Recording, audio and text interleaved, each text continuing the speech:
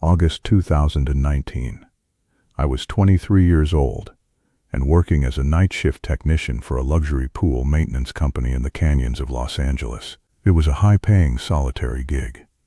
I'd drive from one multi-million-dollar estate to the next, usually while the owners were asleep or away on vacation, ensuring their infinity pools were pristine for the morning. The first sign that something was wrong happened at a property in Bel-Air, a massive glass-walled fortress that had been empty for 3 months. I found a pair of wet goggles sitting on the edge of the deep end. They weren't there the night before.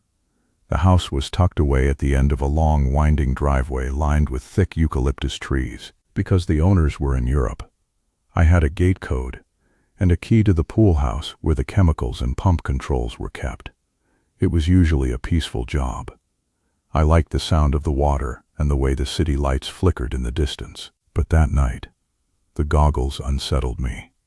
I picked them up, and the plastic was still cold and dripping. I looked around the dark yard. The security lights were motion-activated, but they were dark. Everything was silent, except for the low hum of the filtration system. I told myself maybe a neighbor's kid had hopped the fence, but the perimeter walls were 10 feet high and topped with cameras. I finished my work quickly, glancing at the dark windows of the main house the entire time. I felt like a dozen eyes were watching me from behind that glass. 2 nights later, I returned to the same house. It was about 2 in the morning. As I pulled my truck up to the gate, I noticed something different. The gate was already open. Just a few inches, but enough to notice. I checked my work tablet. No other service calls were scheduled for this address. I parked the truck and walked toward the pool area, my flashlight cutting through the heavy mist. When I reached the water's edge, I stopped dead, scared. The pool cover, which I had personally programmed to close 48 hours ago, was retracted. And the water was moving. Large, rhythmic ripples were hitting the sides of the pool, as if someone had just climbed out seconds before I arrived. I shone my light across the patio. There, leading away from the stairs and toward the darkened pool house, was a trail of wet footprints. They were wide, barefoot, and heavy. I should have left right then, but I was worried about my job. If a squatter was using the pool house, and I didn't report it or check the equipment, it would be on me. I grabbed a heavy metal skimmer pole from my truck and walked toward the pool house door. The door was unlocked. I pushed it open slowly, nervous. The smell hit me first. It wasn't chlorine. Disgusted. It was something metallic and sour, like old sweat and stagnant water. I fanned my light around the small room. My heart was hammering against my ribs. The room looked normal at first glance. The heater was humming, and the chemical jugs were lined up. But then I saw my backup uniform. I kept a spare work shirt and hat on a hook in there in case I got splashed with acid. The hook was empty. Panicked, I turned around to leave, and that's when I saw it. Whispering and pinned to the wall above the cushions were dozens of Polaroids. I leaned in, my hands shaking so hard I could barely keep the light steady. Scared, the photos weren't of the house or the owners. They were of me. There was a photo of me skimming the pool from 3 weeks ago. A photo of me eating a sandwich in my truck. A photo of me from the previous Tuesday, taken from a high angle, likely the roof. In every single picture, there was a red circle drawn around my face. I backed out of the pool house, my breath coming in ragged gasps. I needed to get to my truck. I needed to call the police, in a hurry tone.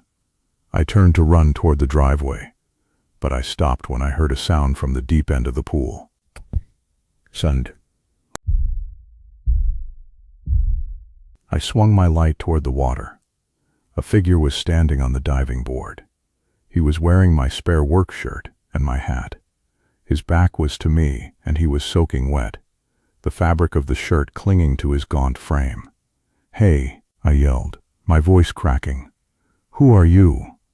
The man didn't move for a long time. Then, very slowly, he began to turn around. Whispering, he had even darkened his eyes to try and look like me. He looked at me and did something I will never forget. He raised his hand and waved. Not a threatening wave. A friendly, casual wave. Exactly the way I wave to the mailman every morning. Then he spoke. But he didn't use his own voice. He used a recording. He held up a small digital recorder, and I heard my own voice blast through the quiet canyon air. "Pool's looking good tonight. See you tomorrow." It was a sentence I had said to my boss over the phone a week prior. He had been recording me. He had been studying me. He took a step toward me, and the way he moved was a perfect, uncanny imitation of my own walk. I didn't wait for anything else.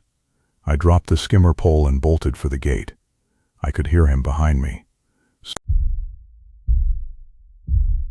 He wasn't running like a madman.